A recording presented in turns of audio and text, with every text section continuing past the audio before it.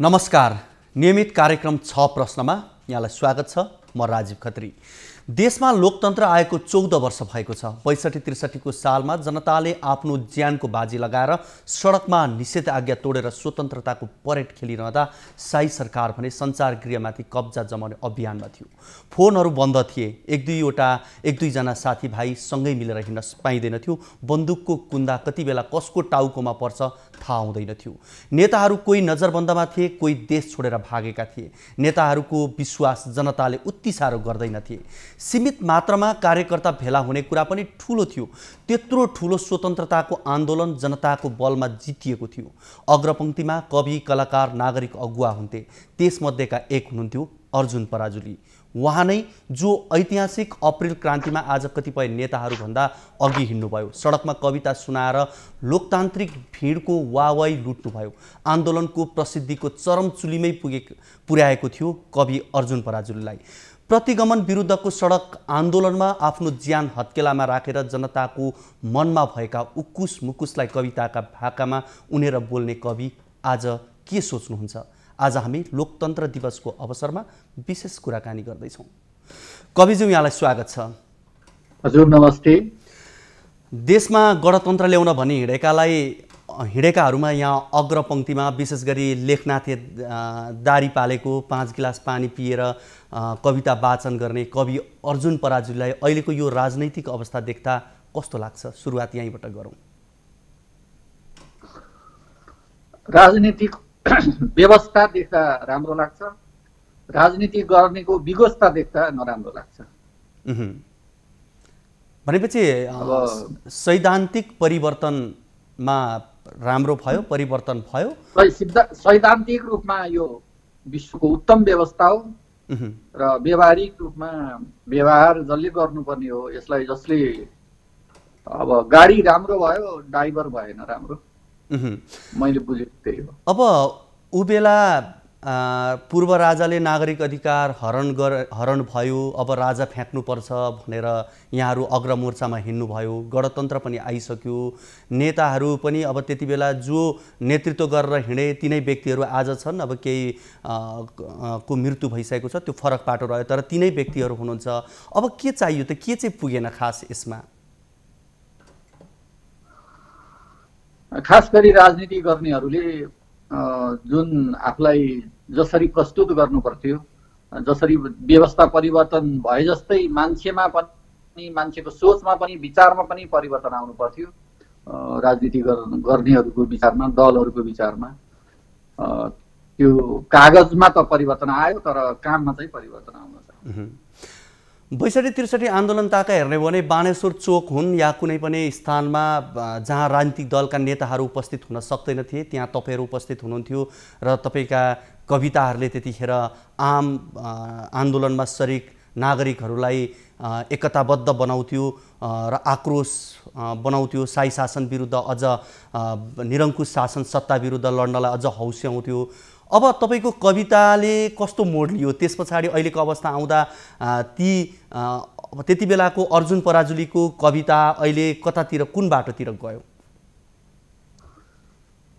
कविता त अब त्यो बेलामा कविताले जे गर्यो, अब त्यो म एकदम सन्तुष्ट छु। मैले मेरो भूमिका जुन किसिमले निभाउन सक्थे, उच्चतम एउटा नेपाली नागरिक भएको नाताले देशको परिवर्तनको लागि मेरो कविताले मलाई, मेरो लागि अथवा देशको लागि मैले ठुलो योगदान गर्न सकेँ भन्ने मलाई गौरव लाग्छ। तर अब त्यो हामीले के गर्यौँ, अथवा हामी राजनीति गर्ने मान्छे पनि होइनौँ, हामी कुनै दलमा अथवा कुनै दल अथवा नेता कुनै सरकारसँग केही माग्ने, केही लिने भनेर हामी लागेका पनि थिएनौँ। अब त्यसरी नलाग्ने मान्छेहरू कतिजना छन्, यो तपाईँहरूले मूल्याङ्कन गर्ने कुरा हो। अहिले अब सबै भ्रष्टै छ, तर त्यो नलाग्ने, केही पनि आश नराखेर गर्ने, अगाडि ज्यान माया मारेर हिँड्ने मध्येको एउटा, केही थोरै मान्छे मध्येको एउटा म पनि हो। र अहिलेसम्म ममा त्यही खालको ऊर्जा छ। त्यसै गरी मैले लेखी पनि राखेको छु। तर अब त्यो आन्दोलनकै जस्तो सधैँ लेख्ने कुरा पनि भएन। र अर्को अहिले के हो, बाहिर सबैलाई थाहा हुँदैन। म आफू निरन्तर लेखिरहेको छु। म अरूको लागि लेख्ने होइन, म देश र जनताको लागि लेख्ने हो। मैले लेखिरहेको छु। अब कविज्यू, आज यो विशेष अवसरमा पक्कै पनि आम दर्शकले यहाँको कविता सुन्न पनि त्यत्तिकै लालयित हुनुहुन्छ। कुनै एउटा कविता, यो पछिल्लो अवस्था सबै कुरालाई हेरेर पक्कै पनि यहाँले प्रगतिशील कविता हुन्छन् यहाँका, कुनै कविता छन् भने? अहिले अब त्यस्तो लेख्न त मैले लेखेको छु होइन। अब अहिले के गर्ने भन्ने पनि अब यो पहिलेको तयारी मसँग त्यति भएन।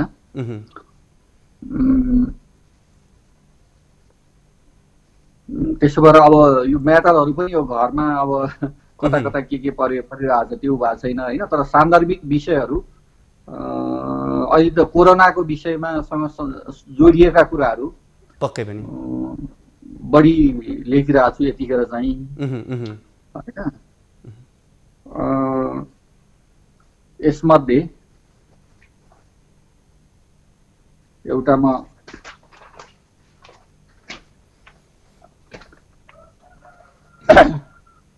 अघि नै भनौँ न अगाडि के गर्ने भन्ने थाहा नभएको हुनाले अल्मलिएँ म अघि। ठिकै छ। जस्तो अहिलेको सबभन्दा महत्त्वपूर्ण कुरा चाहिँ के हो भनेदेखि अहिलेको हाम्रो चाहिँ स्वास्थ्य कसरी ठिक राख्ने भन्ने कुरा हो। त्यसमा मैले एउटा लेखेको छु, त्यो म तपाईँलाई भन्छु। हामीले जीवनभर जसलाई भेटी चढायौं, पाती चढायौं, नसक्नेले धूप बत्ती, सक्नेले सुनको हात्ती चढायौं, फलफुलका गेडा, लड्डु, पेडा, भाँती भाँती के जाति चढायौं।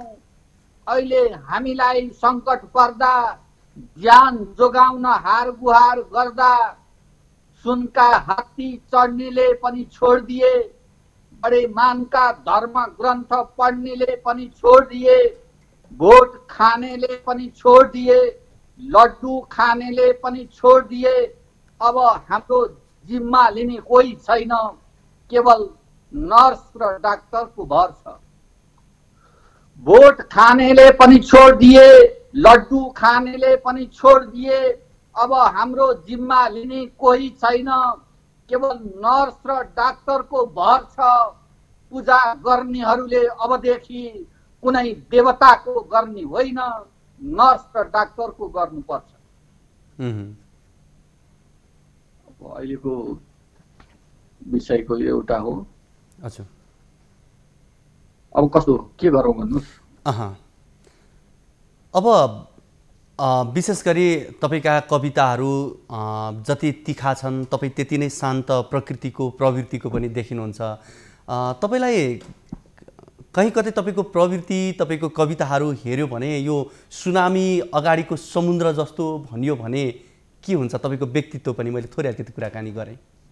कसरी तपाईँको विचार कसरी आउँछ, विचारलाई कसरी खेलाउनुहुन्छ यहाँले? म त्यो कुनै पनि पीडाले मलाई एकदम आगो उत्पन्न गर्छ र त्यो पीडालाई म त्यही रूपमा व्यक्त गर्छु। जस्तो बाहिर जुन मेरो प्रस्तुतिले, मेरो बोलीले जति म कडा देखिन्छु, वास्तवमा हृदयले म त्यति नै नरम पनि छु।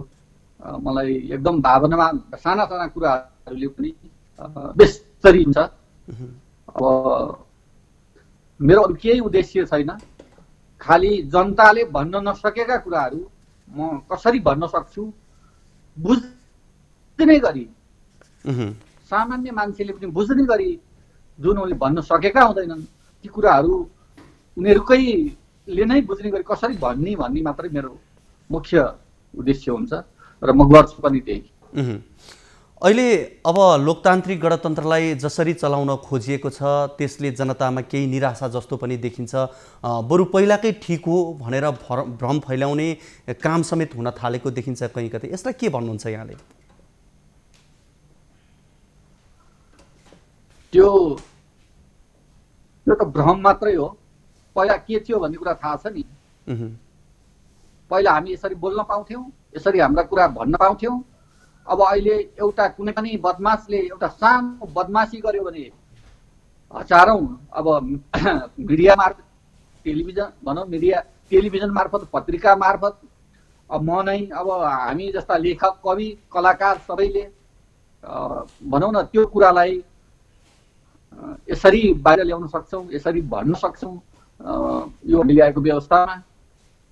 र त्यो बेलामा हामीलाई थाहा छ हामी बोल्न पाउँदैनथ्यौँ, आफ्ना कुरा राम्रोसँग भन्न पाउँदैनथ्यौँ, अब समाचार राम्रोसँग चाहिँ लेख्न पाउँदैनथ्यो।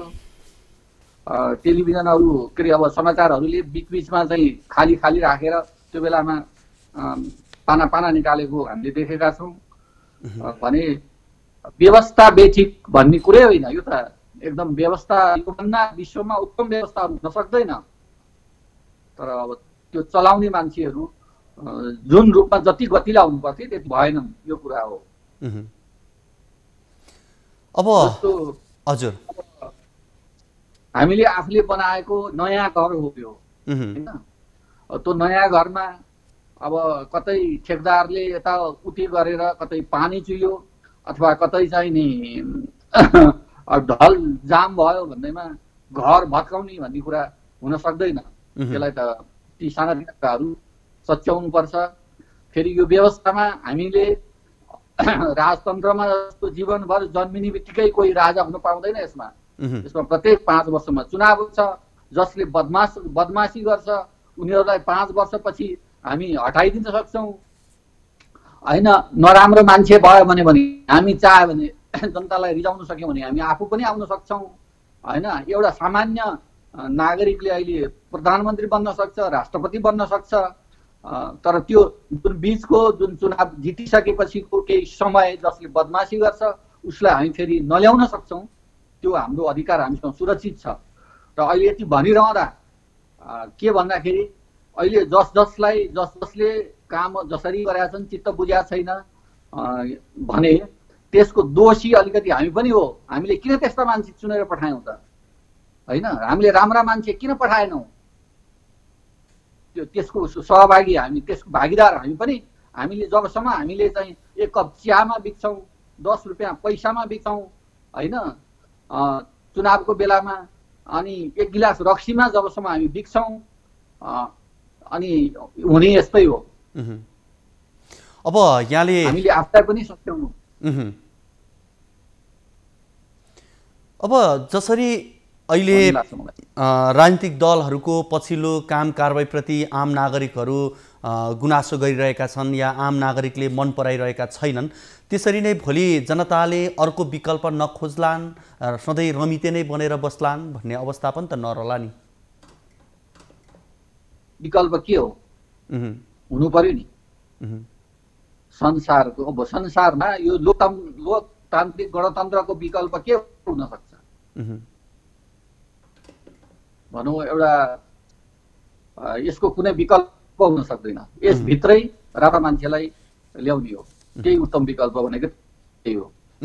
कविज्यू, यहाँका विशेष गरी 62-63 आन्दोलनताका सडकमा यहाँका गुन्जने कविताहरू धेरैको अहिले पनि मानसपटलमा त्यत्तिकै मात्रामा बसेको छ र त्यो कविताहरू भन्ने गर्नु पनि हुन्छ। यहाँले बेला बखत ती कविताहरूले वाचन पनि गरिरहेको सुनिन्छ। त्यतिखेर यहाँले वाचन गरेका कुनै कविताहरू यहाँलाई याद भएका छन् भने यति बेला? छ, मसँग मैले यहाँ तपाईँले भन्नुहुन्छ होला भनेर मैले यहाँ एकदम धेरै पढिएको मध्येको एउटा, त्यो मात्रै त होइन। 17 साल भाग 2, किनभने मलाई त्यो चाहिँ 17 सालको दोस्रो भाग हो। राजाले फेरि शासन लिएको मैले त्यसरी नै फिल गरेको थिएँ र मैले त्यही हेडिङमा मैले लेखेको थिएँ। म त्यो सुनाउँछु यहाँहरूलाई। हजुर। र बानेश्वरको ठुलो सभामा जहाँ गिरिजा प्रसाद कोइराला, मारू नेपाल, दलनाथ कनालहरू तल बनाउन 7 दलका नेताहरू तल बसेर त्यो मञ्चमा माथिबाट मैले त्यो कार्यक्रममा सुरुमा यो कविता सुनाएको थिएँ। बगली माराले बलि फोर्न पाउँछ, बगलीले मुख फोर्न पाउँदैन। बगली माराले बगली फोर्न पाउँछ, बगलीले मुख फोर्न पाउँदैन। स्यालले कुखुरा चोर्न पाउँछ, कुखुराले चोरिए भनेर छिमेकी जोर्न पाउँदैन। यो मेरो कविता होइन, हामी सबैको राष्ट्रिय गान हो। यसका रचयिता उही 17 साल भाग 2। मेरो कविताको हेडिङ हो 17 साल भाग 2। पर्दा बेग्लै झ्याल उही, खोपरी बेग्लै ख्याल उही, जिब्रो बेग्लै र्याल उही, छाला बेग्लै स्याल उही 17 साल भाग 2। घण्टा घरले घन्टी लाए हुन्थ्यो, हरहरा प्रमुख अतिथि बनेर आए हुन्थ्यो, शहीद गेटले माइक समाए हुन्थ्यो, लोकतन्त्रको भित्तोले स्वागत गीत गाए हुन्थ्यो। 17 साल भाग 2 स्वागत गीत गाउनु भन्दा पहिले तिम्रो नाउँमा 1 मिनेट मौन धारण गर्न पाए हुन्थ्यो। 17 साल भाग 2 17 साल भाग 2 तिमीले हामीलाई प्रजातन्त्र दिनु पर्दैन।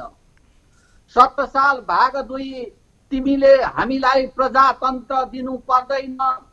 तिम्रा प्रजामा को पर्छन् हामीलाई थाहा छ।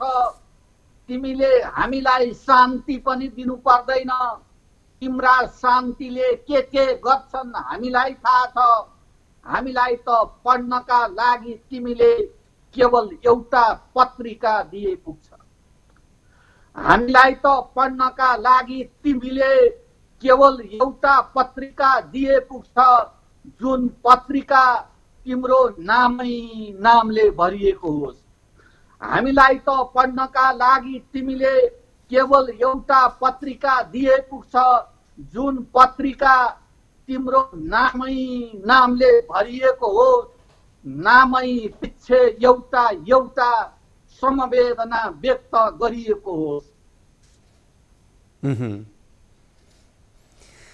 अब यहाँले जसरी यी कविताहरू त्यति बेला अभिव्यक्त गर्नुहुन्थ्यो, अझ भनौँ कविता वाचन भन्दा पनि यहाँले कविता ओखल्नुहुन्थ्यो भन्यो भने अझ त्यतिखेरका लागि समय सान्दर्भिक पनि होलान्।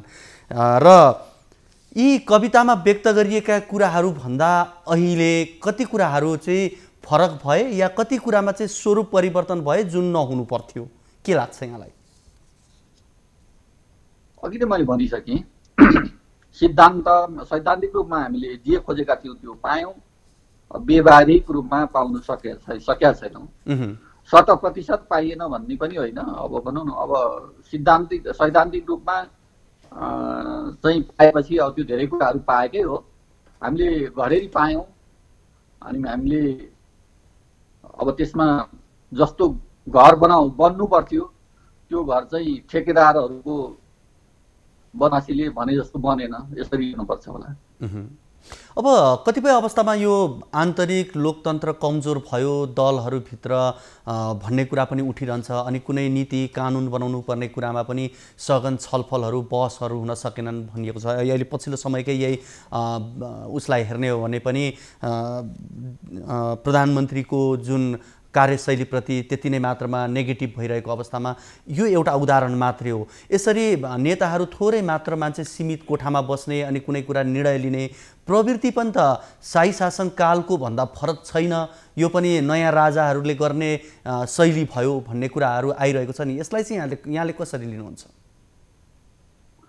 होइन, शैली 100% त्यस्तो नभए पनि त्यतातिर गइराखेको देखिन्छ, तर त्यसको अर्थ अब हामीलाई यो सधैँ बसिरहन्छ भन्ने त होइन नि त। यसलाई त हामीले फाल्न सक्छौँ नि त, हामीलाई चित्त बुझेन भने।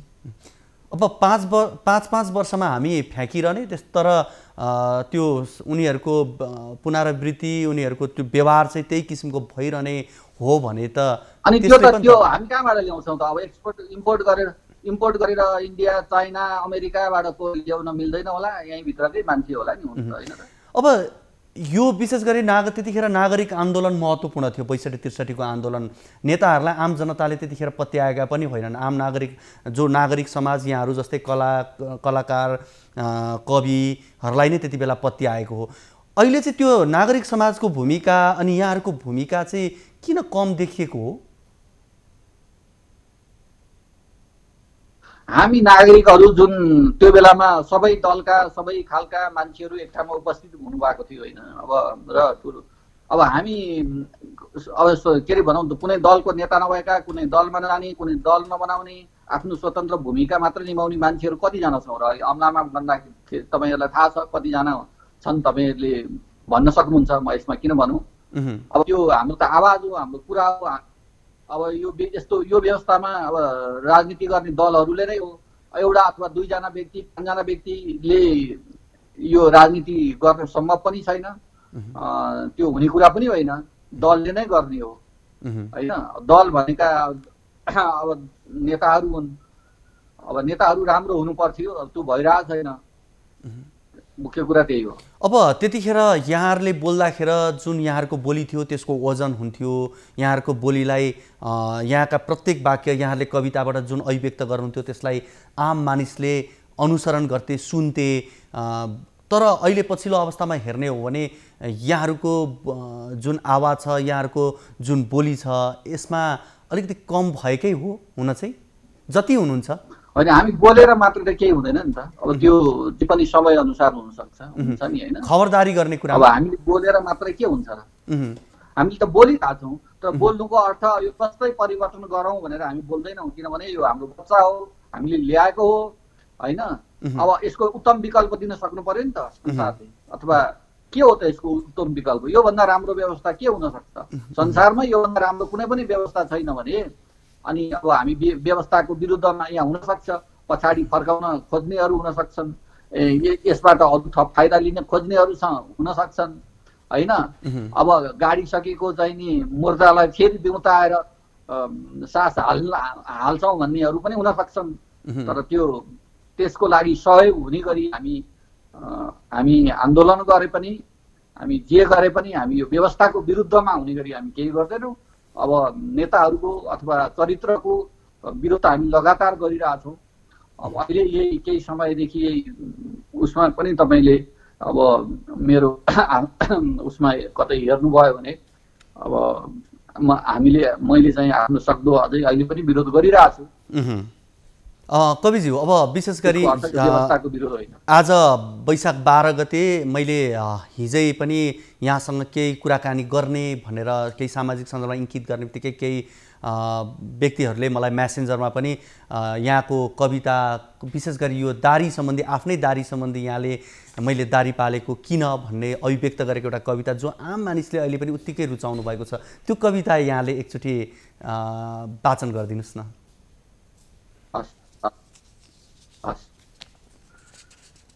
आन्दोलनको खेला थियो, साँझको बेला थियो, भोकले भुँडी ठेला थियो, तैपनि म भित्र जोस र जाँगर संयुक्त भेला थियो।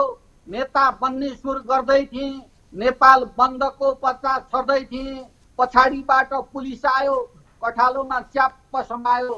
पहिलो बोल्यो दारी किन पालेको, दोस्रो बोल्यो दे सालेको, तेस्रोले जुरुक्क उचालेर फुत्त फालेको, अनि पो कविता लेख्न थालेको। तपाईँले अर्को चाहिँ खोज्नु भयो क्या?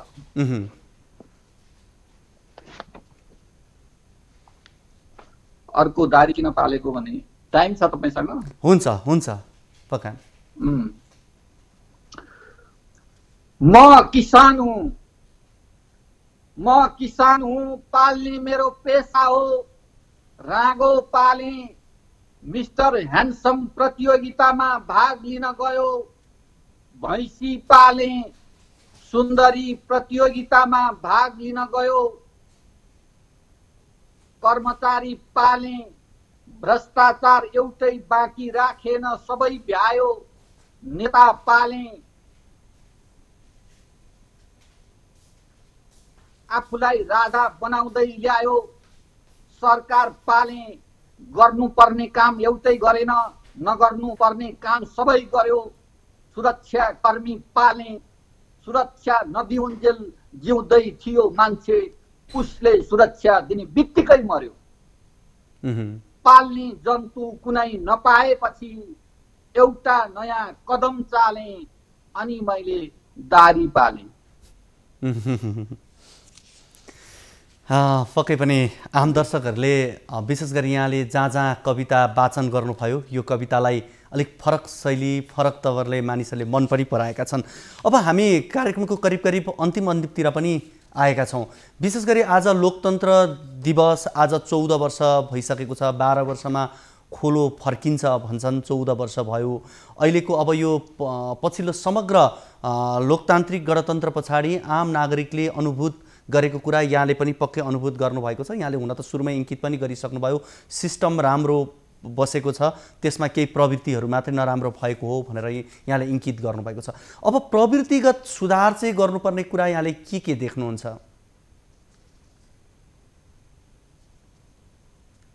प्रवृत्ति भनेको राजनीति गर्नेहरूले नेताहरूले आचरणमा सुधार गर्नु पर्यो, आफूलाई परिवर्तन गर्नु पर्यो।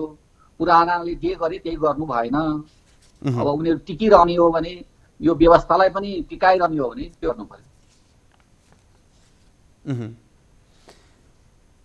भनेपछि अब प्रवृत्ति सुधार हजुर प्रवृत्ति सुधार गर्नु नै आचरण राजनीति गर्नेहरूले आचरणमा सुधार गर्नु पर्यो। जसरी व्यवस्था परिवर्तन भयो त्यसै गरी आफ्नो आचरण पनि परिवर्तन गर्नु पर्यो।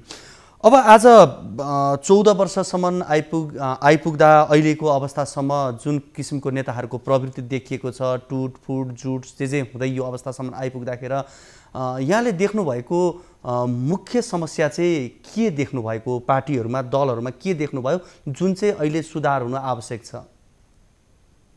आफूतिर मात्रै फर्केर हेर्ने, अरूलाई नहेर्ने समस्या त्यही हो। हामी कति नै बाँच्छौँ, कति नै समय बाँचुन्जेल राम्रो गरौँ, आफूलाई कुनै नराम्रो लाग्ने कुरा अरूलाई नै नराम्रो लाग्छ भन्ने सोचौँ, त्यो सोच राखौँ। अथवा त्यो सोच राख्यौँ भने होइन हामीले आफूलाई बनाउने, आफूलाई सम्पन्न गर्ने, आफूलाई चाहिँ मिठो मिठो खुवाउने, आफूलाई सुख सहल मोज मस्ती गराउने भन्दा अरूलाई जनतालाई चाहिँ हेर्ने, जनतालाई चाहिँ कसरी सजिलो बनाउने, जनतालाई कसरी सुविधा दिने भन्ने सोच्यौँ भने यो ठिक ठाउँमा आउँछ। जाँदा जाँदै यहाँलाई कुनै त्यस्तो कविता जुन कविता फेरि एकपटक मलाई सुनाउन मन छ भने जस्तो लाग्छ भने कुनै एउटा कविता तपाईसँग कति समय छ? हुन्छ, यहाँले 1-2 मिनेट राख्न सक्नुहुन्छ।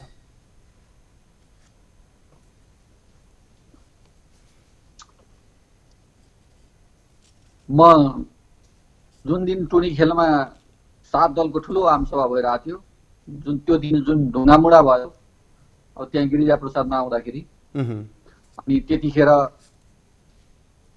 यहाँ भएका सबै ठुला नेताहरूले, अरू सबै अब नागरिक सभाका सबै मान्छेहरूले, कलाकारहरूले कसरी पनि त्योलाई रोक्न सकेनन्। त्यतिखेर मैले जब कविता पढ्न सुरु गरेको थिएँ, अब सबैले नसकेपछि म गएर मञ्चमा मेरो आफ्नो कविता भन्न लागेपछि एउटा जलिराखेको ठुलो मुडोमा पानी हाल्दा जस्तो हुन्छ, स्वाइनी आवाज आए जस्तो, त्यस्तै आवाज आएर त्यो उठेको मास बसेको थियो र म त्यही एउटा त्यो बेला पढेको म यो कविता सुनाउँछु। राजाहरू बिक्रीमा छन्। श्रीलङ्काबाट कुकुर मगाउने, सिंहदरबारमा बाँधेर घुक्न लगाउने, नेपाली पैसाको खोलो अफ्रिकाको टापुमा सार्ने, बन्दुकको गोलीले जनताको गाला मुसार्ने, दाजुले भाइ मार्ने, भाइले दाजु मार्ने, यसै गरी गरी राजा हुने पालो, एक भाइबाट अर्को भाइमा सार्ने, राजाहरू बिक्रीमा छन्। जोगी बाहेक अरूलाई मान्छे नगर्ने, जोगी बाहेक अरूलाई मान्छे नगर्ने, कहिल्यै नबुझ्ने बुझी बुझी भन्ने, अराएको नमान्ने नाइ नभन्ने, जति हसुरे पनि खाइ नभन्ने, राजाहरू बिक्रीमा छन्। मान्छे नमरेको रात राम्रोसँग निद्रा नपर्ने, हेलिकप्टरमा चढेर मर्निङ वाक गर्ने, दूरबीनले हेरेर जनताको लास गन्ने, मुन्टो बग्याउने, ठीक छ भन्ने, राजाहरू बिक्रीमा छन्। हाम्रो पसलको प्रत्येक राजा बलियो छ, भरपर्दो छ, जनता भोट्न सकियोस् भनेर आफूलाई शक्ति सम्पन्न गर्दो छ। पसल खुलेको दिनदेखि आजसम्म कयौं बेचियो राजाहरू, पाड पूर्जा खियो भनेर कोही शिकायत हाल्न आएको छैन। राजा पञ्चक भयो भनेर कसैले ट्युब टाल्न ल्याएको छैन।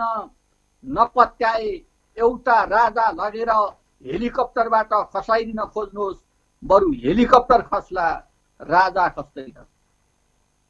होम डेलिभरीको पनि व्यवस्था छ। होम डेलिभरीको पनि व्यवस्था छ। चाहे तपाईको घर युरोपमा होस्, युरोप अमेरिकामा होस्, चाहे धौलागिरीमा एउटा राजा लिनेले पाउनुहुनेछ, दुईटा राजा फ्रीमा। हाम्रो पसलको प्रत्येक राजा कामचोर छ तर कमजोर छैन। नापतौल तलमाथि होला, गुणस्तरमा धेरथोर छैन। उसले अरूलाई बिगार्ने ग्यारेन्टी छ, ग्यारेन्टी अर्को पनि छ। ऊ आफू कहिल्यै बिग्रिँदैन। बिग्रिहाल्यो भने पनि हामी छौँ। हरेस नखानुहोस्, पुरानो राजा ल्याउनुहोस्, नयाँ राजा लानुहोस्। यो अहिलेका राजाहरूको लागि पनि उपयुक्त थियो।